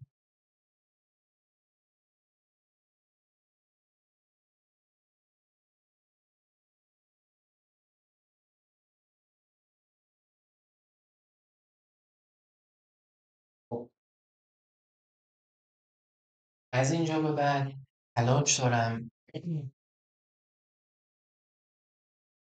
که به طور همزمان هم نشان بدم که این پارادوکس تسلیم کجاها خودنمایی میکنه و هم در تلاشم تا به مخاطبین عزیز ثابت بکنم که پارادوکس تسلیم درسته که به معنای رها کردنه ولی به معنای هیچ کاری نکردن نیست.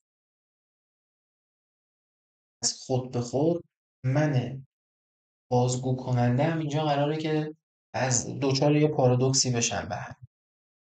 پارادوکس تسلیم توی زندگی واقعی چطوری خودنمایی میکنه توی زندگی روزمره؟ ببین، محلش همون لحظاتیه که ما با تمام قوا تلاش میکنیم که بجنگیم، یه چیزی رو نگه داریم، رابطه ای که مدت هاست کار نمیکنه، آقا از کار افتاده، اما مدام داریم تلاش میکنیم حفظش کنیم درستش کنیم، شغلی که دیگه هیچ لذتی نداره، فقط داریم تلاش میکنیم شبانه روز کار میکنیم تا نجاتش بدیم. بیماری که هر چقدر داریم میجنگیم بهبود پیدا نمیکنه که هیچی بدتر میشه. بحران، آقا بحران میانسالی، با تمام تلاش دارم زجر میکشم که جوان بمانم، همه چیز تحت کنترل نگه دارم. از پارادوکس تسلیم تو زندگی واقعی کجاها نمود پیدا میکنه؟ چند تا مثال. خب منی که گرفتار این پارادوکس شدم، خب از کجا بفهمم؟ یه سری نشانگان داره. وقتی که شدیداً کنترلگر شدی، کنترلگری شدید نشان دهنده اینه که از ناشناخته ها میترسی. زمانی که دچار خستگی مزمن بودی ولی دست از جنگیدن نکشیدی. زمانی که تمامی احساسات حقیقی، دقت کن، احساسات حقیقی، آمدی این احساسات انکار کردی و برعکس تازه تظاهر کردی که خیلی هم قوی. زمانی که مدام ذکر میکردی من هنوز تسلیم نشدم، پس اومدی به جای تسلیم شدن چه کار کردی؟ یه سری روابط یا یه سری موقعیت های شکست خورده رو مدام تکرار کردی. پرخوری، بیخوابی، کمخوابی، کار زیاد، خرید، هر اعتیاد رفتاری که برای پر کردن یک خلأ درونیه، چه چیزی را نشان میده؟ درگیر این پارادوکسی. کجاها این پارادوکس خودنمایی میکنه؟ و بدیهیه که جایگاه اولش توی ذهنه. چطوری؟ با اضطراب مزمن، افکار تکراری، احساس پوچی. توی جسم ببین تمامی نشانگان اضطراب داره: سردرد، مشکل گوارشی، تنش عضلانی، مثلا بگیم پیتی توی تست MMPI، همه نشان دهنده همینه. توی روابط ما دعواهای تکراری، تا وقتی کنار بقیه ایم حس تنهایی داریم و مدام یک سوال تکراری توی ذهن ماست: چرا هیچی درست نمیشه؟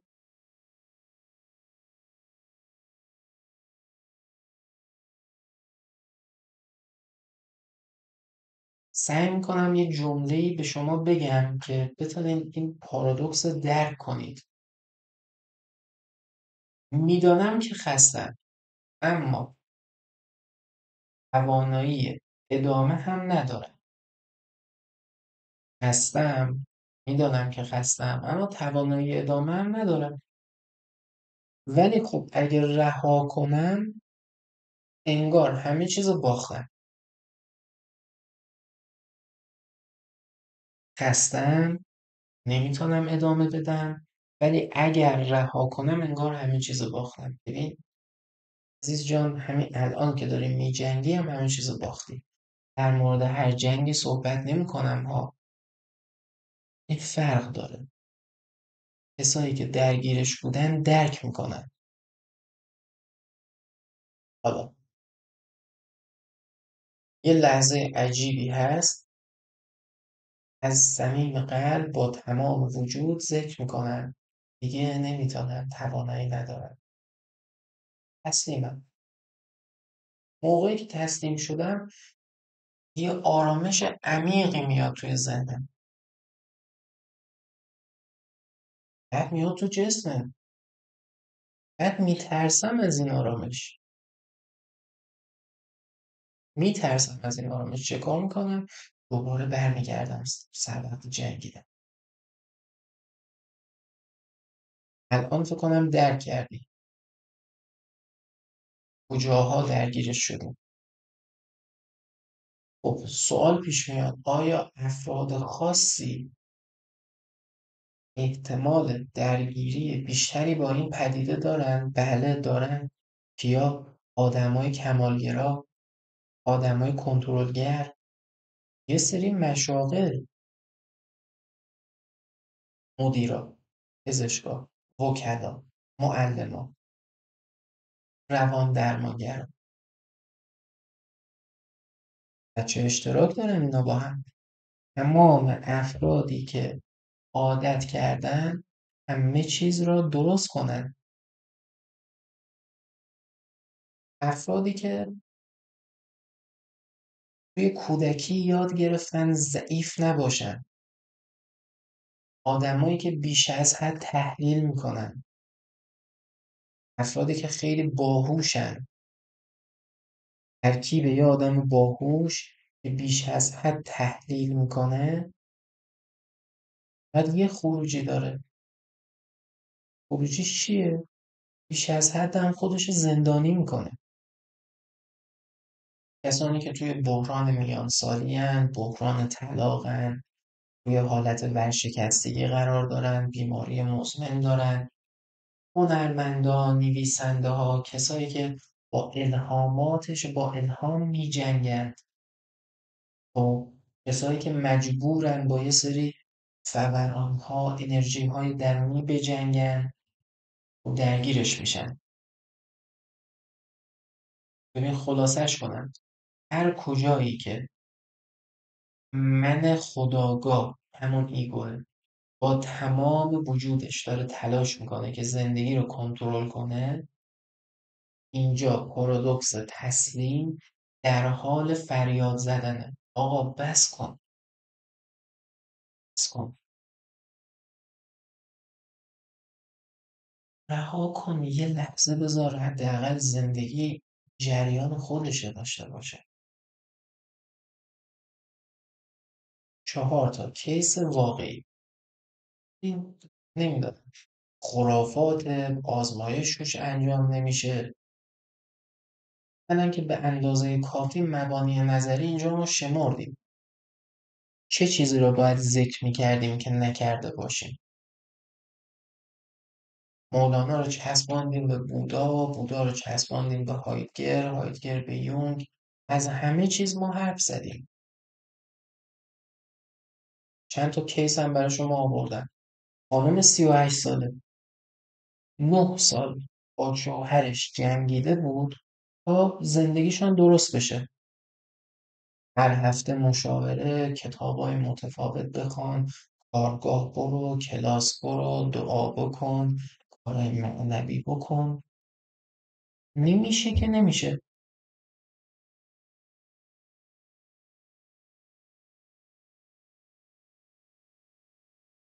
زنگ زد یه جمله،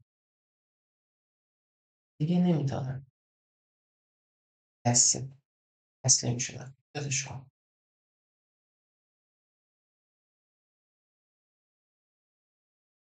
همون شب، ببین همون شب شوهرش برای اولین بار تماس گرفت. به نظرت یه تغییر اساسی ایجاد نکنیم؟ 2 سال از اون داستان میگذره،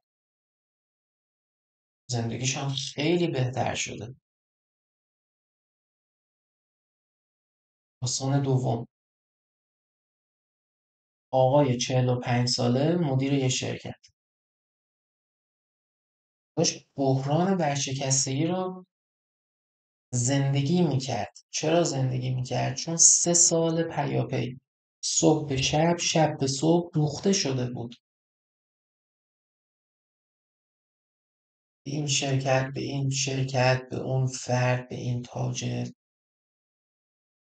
درخواست سرمایه گذاری، سهم بفروش. آقا نمیشد، نمیشد.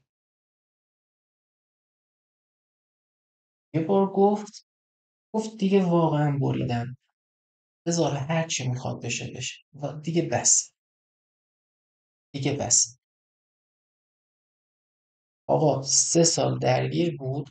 2 سال پیاپی بود که به یک فردی درخواست میداد، میگفت که بیا این سهام شرکت در کمترین حد ممکن بخر، سرمایه گذاری کن. نمیخرید، اصلا جواب نمیداد که بخواد بخره.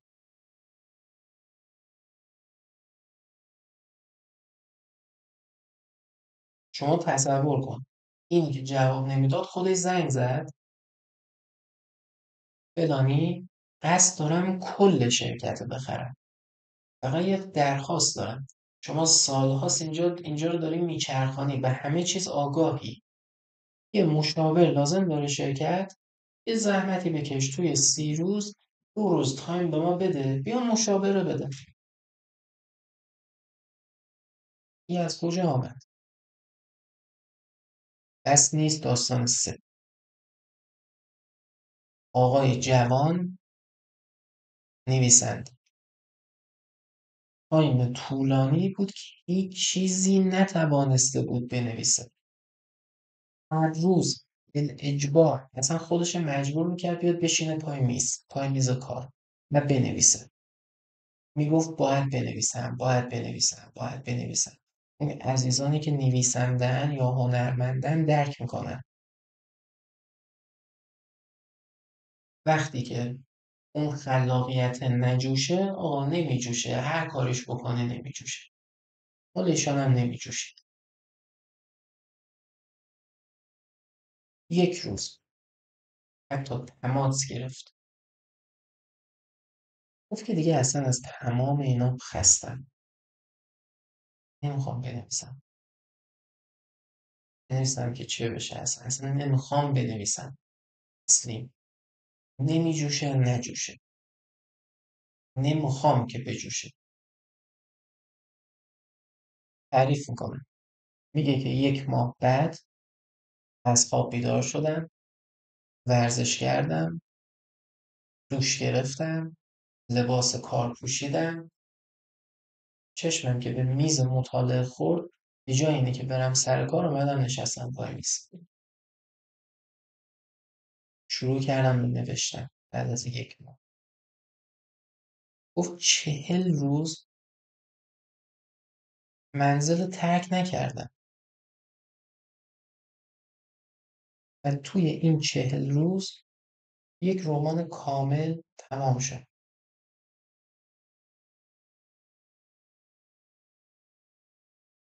بس نیست؟ نه. داستان بعد، 5 سال، 5 سال در حال جنگیدن با سرطان بود. شیمی درمانی، دعا، رژیم. اونایی که درگیر رژیمن، رژیم سلامتی، تناسب اندام، نه رژیمی که مربوط به یه بیماری مزمنه، خیلی وحشتناکه. 5 سال هر روز می جنگید. یه روز گفت که دیگه نمی جنگم، هرچی خدا بخواد همون میشه. تا حالا این همه جنگیدم چه اتفاقی افتاد؟ 3 ماه تمام آنطوری که دل دوست داشت زندگی کرد. بعد از 3 ماه به اجبار خانواده رفت آزمایش داد. جواب آزمایش نگاه کردن چی معجزه شده؟ چطوری میشه تومور انقدر کوچیک بشه؟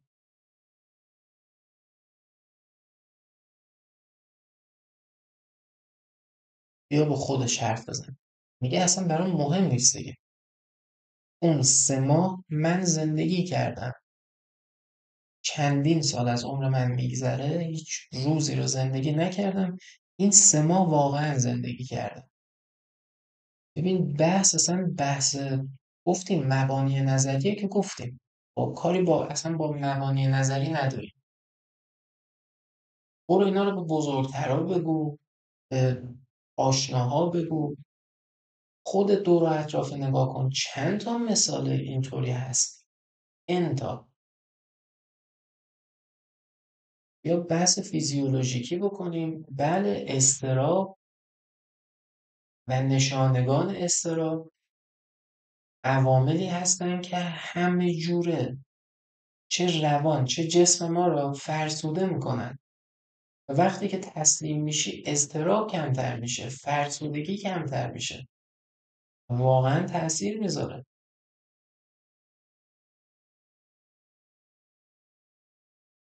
پارادوکس تسلیم چه کار میکنه؟ میگه که اولا رها کردن مقاومت شرط تحول، شرط رشد. مطلبی که داریم عنوان میکنیم خیلی انتزاعیه، اوکی اشکال نداره، تمرین داریم، کاری نداشته باش، تمرینا رو انجام بده. یه پروتکل 6 تایی ایجاد کردن بر اساس خود تمرینات یونگه و یه سری تمرینات عرفانی فلسفی هم توش تزریق شده. خب اصلا قبوله، اشکالی نداره، مفهوم انتزاعیه. بیا برای اینی که به خودت کمک کنی پروتکل انجام بده. ساده است، لذت بخشه و واقعا دگرگون کننده است. هر کدام هم یه جایگزینی داره. خب حالا ما تنها چیزی که نیاز داریم یک دفترچه است، یک دفترچه یادداشت، یک خودکار. چند تا تمرین ملموس اینجا ذکر میکنم. خب تمرین اول اسمش از تمرین روزانه رها کردن.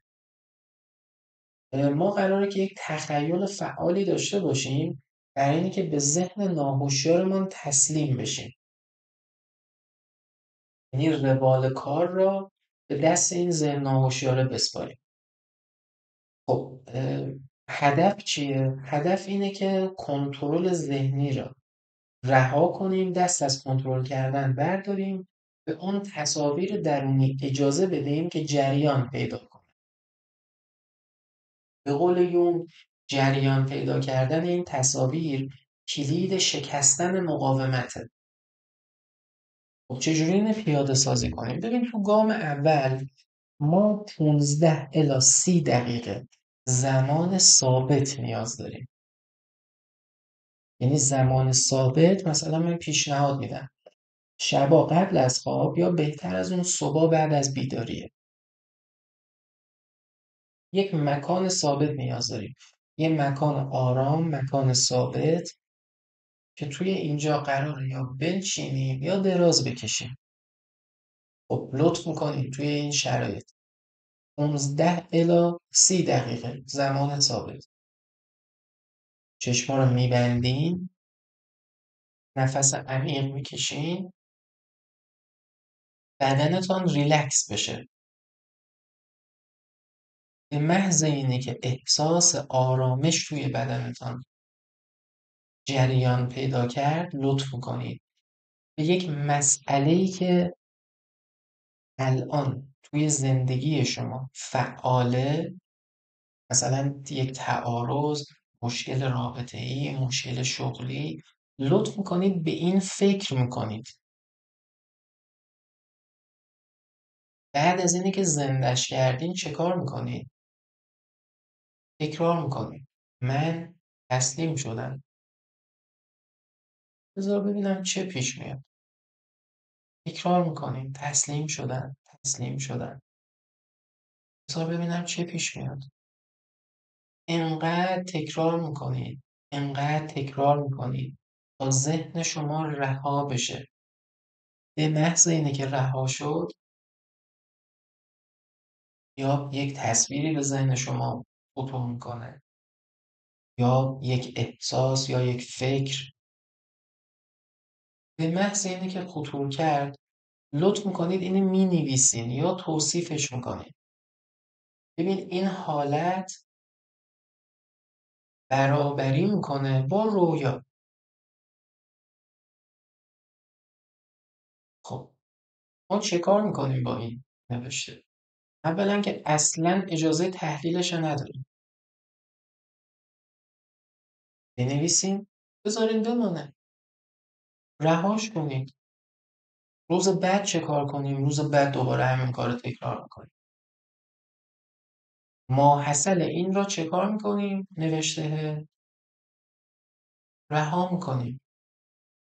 چقدر باید ادامه پیدا کنیم؟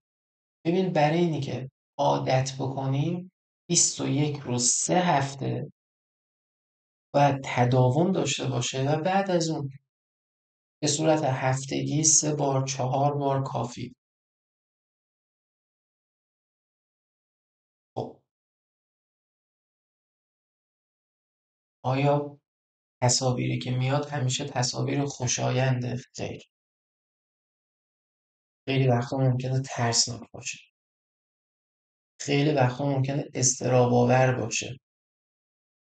اگر بود چه کار میکنیم؟ تسلیمش میشیم. اینم میگذره. جریانه. یادت نره من اون آبم، از اون آب الهام میگیرم. ممکنه که این تصاویر خیلی شدید بشن، بله ممکنه. نشانه بدیه، بله. باید چه کار کنیم؟ خب ما یه جایی بالاخره باید دست از خود درمانی برداریم، مراجعه کنیم به درمانگر دیگه. اینجا همونجاست. نه هر درمانگری. درمانگری که با پروتکل روانشناسی تحلیلی کار میکنه. خب دومین پروتکل چجوریه؟ نوشتن رها کننده اسمش. خب ژورنالینگ. ما میم استفاده میکنیم از این برای شناسایی، برای رها کردن مقاومت‌ها. ببین این که بماند خود یونگ از این روش استفاده میکرد برای ادغام سایه ها. خب حالا شما چه کار کن؟ توی گام اول هر شب 10 دقیقه الا 20 دقیقه یه دفترچه یادداشت بردار، مسئله روز اونجا بنویس. مثلا مسئله امروز، چرا نمیتوانم این رابطه را رها کنم؟ این مسئله روز. چرا؟ خب قطعا یه سری ترسا هست، یه سری فکرها هست، یه سری مقاومت‌ها هست. لطف کن اینها رو بدون سانسور بنویس. بعد از اینی که نوشتن تمام شد، یه جمله کلیدی باید اضافه کنی. جمله کلیدی چیه؟ من تسلیم این احساس می شدم.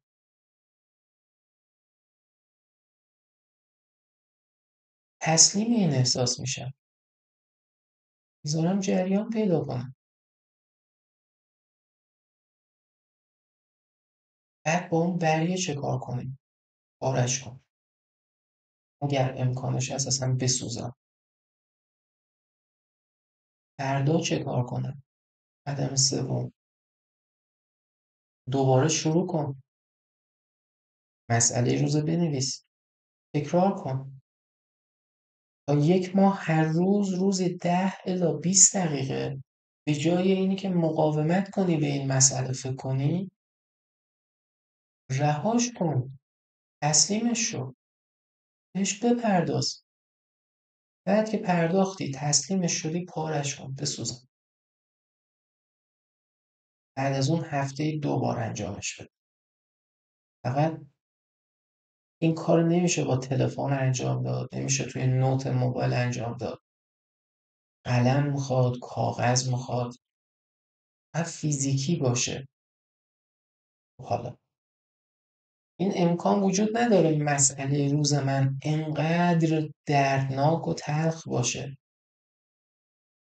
که به افسردگی من ختم بشه. چرا نداره؟ داره. چه کار کنم؟ عزیزم یک جایی ما باید به درمانگر مراجعه کنیم دیگه. به این نقطه که رسیدی، این نقطه همونجاست. باید مراجعه کنیم. 3. فعالیت خلاق بدون برنامه. فعالیت خلاق بدون برنامه. ما میخوایم از ابزار هنری، از بازی برای رها کردن این کنترل استفاده کنیم. خب به اعتقاد یونگ، خلاقیتی که بدون کنترل باشه باعث میشه که ما به ذهن ناهوشیارمان تسلیم بشیم. خب چجوری اینو پیاده کنیم؟ یه سری فعالیت خلاقانه انتخاب کنیم. نقاشی، مثلا مجسمه سازی، موسیقی، خوانندگی، حتی آشپزی بدون دستورالعمل. هر چیزی میتونه یک فعالیت خلاقانه باشه. روزانه 30 الی 60 دقیقه زمان لازم داره. باید چه کار کنیم؟ کاربستش به این شکله: بدون برنامه شروع میکنیم. قلمو، رنگ، مداد، هرچی. مثلا مواد غذایی، فکر میکنیم نقاشی. قلمو رو رها میکنیم ما. اجازه میدیم خود دست حرکت کنه. بدون اینی که به نتیجه فکر کنیم اجازه میدیم جریان پیدا کنه. اگر ذهن مقاومت کرد، مثلا چطوری مقاومت میکنه؟ این خوب نیست، به درد نمیخوره، زشته، بهتر باش، تو که داری یه کاری میکنی خوب انجام بده. اینا همه مقاومته. چه کار میکنیم؟ صدای ذهنمان رو جایگزین میکنیم.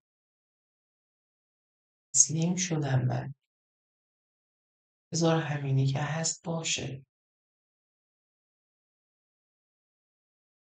بعد که تمام شد چه کار میکنیم؟ هیچی. حتی حق نداریم بشینیم نگاش کنیم، حق نداریم تحلیلش کنیم. فقط اجازه میدیم بمانه. فقط تسلیم شدیم دیگه. 2 ماه، هفته‌ای 3 الی 5 بار اینو انجام بدیم.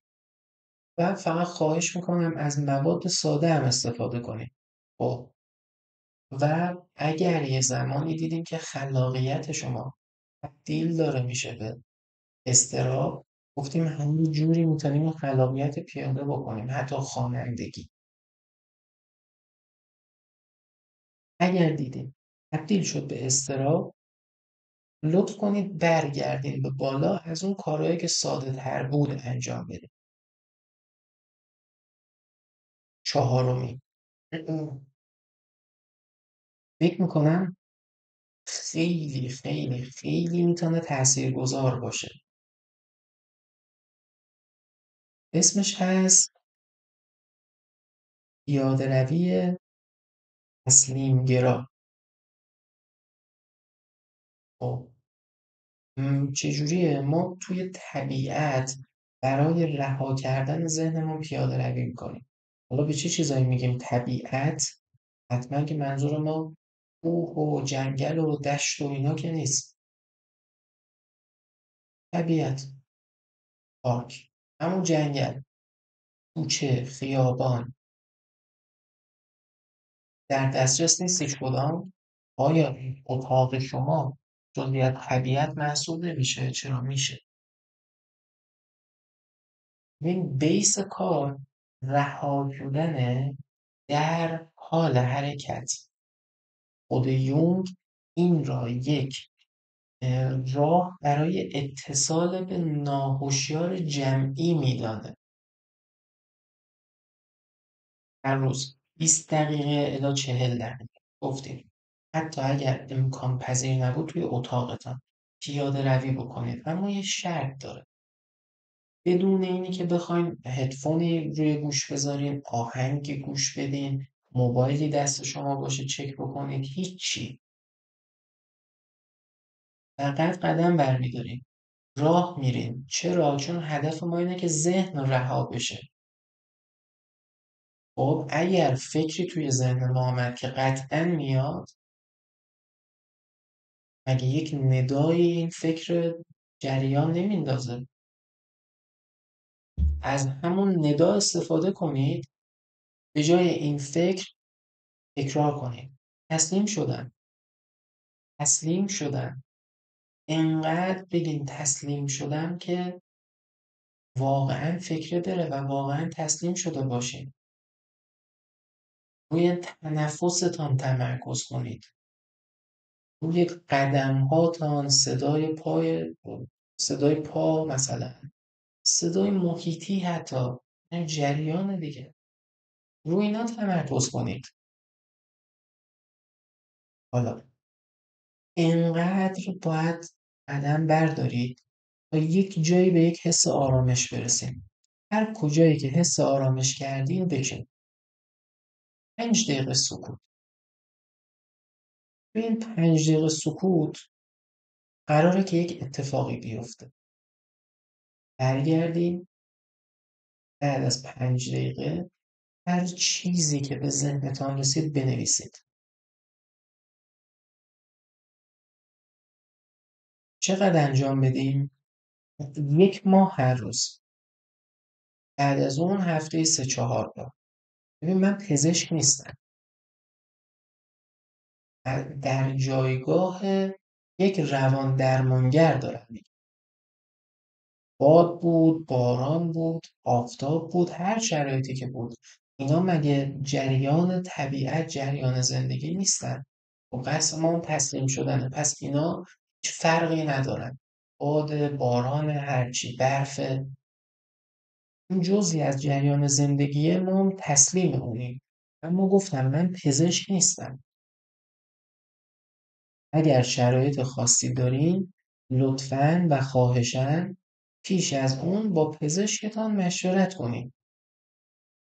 اما این کار همون کاریه که اضطراب کم میکنه، ایده های تازه هم زنده میکنه. پنجمین پروتکل روان درمانی یونگیه. اگر دیدین به تنهایی نمیتونین از پس این داستان بر بیاین، باید کمک بگیرین. روان درمانگر یونگی، روانشناس تحلیلی رو ما از کجا پیدا کنیم؟ ببین عزیزان، تو بیو اینستاگرام، توی چه میدونم رزومه‌ای که تو اینترنت نوشته، تو جاهایی که من ادعا میکنم دنبال چنین درمانگری یا دنبال هر درمانگری با هر روی کردی نگردین لطفا. کجا پیداش کنیم؟ تو جمع دانشجو. کجا پیدا کنیم؟ تو انجمنهای روانشناسی. آیا میشه مثلا تایم آنلاین برداریم؟ لطفا نه. لطفا نه. کهن الگو، ناهوشیار جمعی، حالتهای فرهنگی، آقا تمام اینا نشان دهنده اینه که درمانگر تحلیلی شما اگر همشهری شما باشه خیلی میتونه اثر بخش تر باشه، تأثیر بیشتری داره و به هر حال این پروتکل هم خود درمانگر میچینه، چیزی نیست که من اینجا توضیح بدم. حالت ششم چطوریه؟ شما رو دعوت میکنم حتما اینو انجام بدین، حتما انجام بدین، تغییر میبینید. اسم این مرحله ششم باشه چالش 7 روزه تسلیم. چالش 7 روزه تسلیم یه برنامه کوتاهه. ما با استفاده از این برنامه قراره که رها کنیم، رها کردن رو آغاز کنیم. تازه یه یه چالش هستن، یه چالش عملیه که مقاومت میشکنه، چرخه مقاومت میشکنه. خب حالا یه هفته رو قراره که ما تنظیم بکنیم. روز اول اون حالتهای آرامش بخش که ازش صحبت کردیم، تایم ثابت، لوکیشن ثابت، حالت ثابت،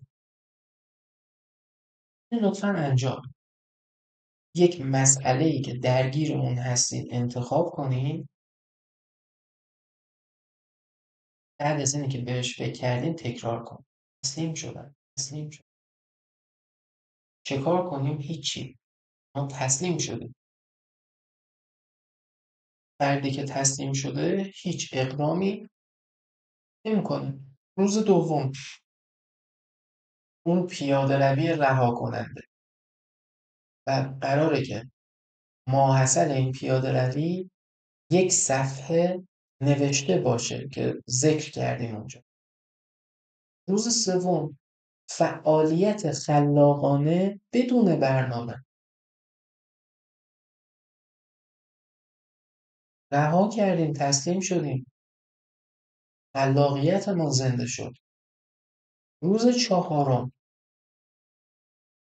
ببین اون حالت هایی که توی اون تایم، حالا مثلا نمیشه حتی گفت مدیتیشن، صحبت کردیم گفتیم تایم مشخص، حالت مشخص، مکان مشخص، ساعت مشخص. گفتیم اینجا حتی اون تصاویر، مفاهیمی که به ذهن ما میرسه خاصیت رویا داره. اگر رویا ندیدین خب از اون به عنوان رویا میشه استفاده کرد. اگرم رویا دیدین، خواب دیدین که بهتر، فرقی نداره. اونی که اگر اونجا نوشتین یا اگر رویا دیدین بیارین رو کاغذ. این بار از شما درخواست میکنم که این نوشته را رها نکنید. بشین تحلیلش کن. بر اساس زندگیی که داری، بر اساس تجربیاتی که داشتی، بر اساس مسائل مهمی که در اون تایم توی زندگیت فعاله، بیا تحلیلش کن. روز پنجم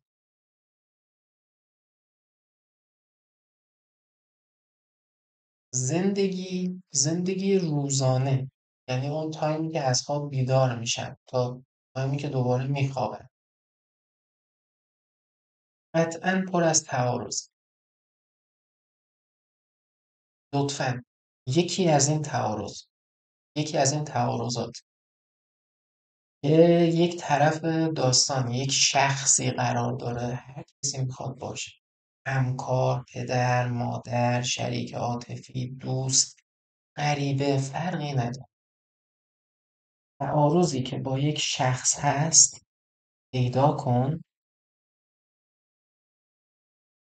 و تسلیم شو. تسلیم شو. یه بار تسلیم شو ببین چه اتفاقی میفته.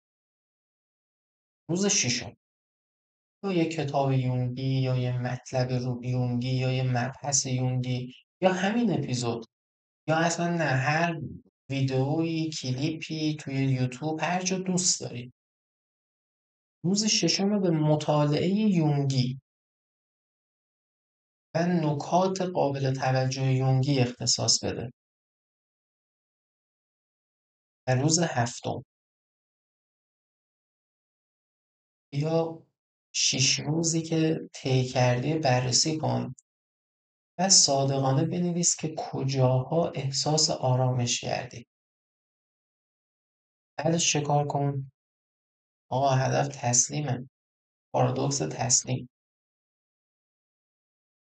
هر کجایی که ارادی جنگیدم شکست خوردم و هر کجایی که پذیرفتم و تسلیم شدم پیروز شدم. روز هفتم کن؟ این کجا حس آرامش داشتی؟ بعدش کن؟ هیچی. تکرار میکنم، منظور بی ارادگی نیست، منظور نیست هیچ کاری نکنی. من دارم در مورد مسائل و تعارضات سنگین زندگی صحبت میکنم. ماهی یک بار این یک هفته رو لطفاً به خودت هدیه بده. الان انجام دادم، روز هفتم پیدا کردم کجا آرامش داشتم. 3 هفته زندگی عادی، رأس هفته چهارم شروع میکنم. دوباره تایم ثابت، لوکیشن ثابت، حالت ثابت، تصاویری که میاد، پذیرش اینا. تکرار کن. باز تکرار میکنم. این هر زمانی که احساس ناامنی به شما دست داد متوقف کن. هر کجایی که احساس کردی کمک نیاز داری کمک بگیر. هدف چه بود از این 6 تا چیزی که با هم دیگه مرور کردیم؟ ببین، ما یک مفهوم انتزاعی رو آوردیم توی حالت عملی. خب گفتیم آقا بیا پارادوکس یه حالت انتزاعی سخت درکش کنیم، قبول داریم. به جاش بیا تو عمل تجربهش کن، یه حسش کنی، لمسش کنی، زندگی قطعا ساده تر میشه. بگذاریم. بهتره که صحبت کوتاه کنیم چون خیلی اپیزود داره، از اون چیزی که در نظر گرفته بودم طولانی تر میشه. یه چیز به یاد داشته باشید.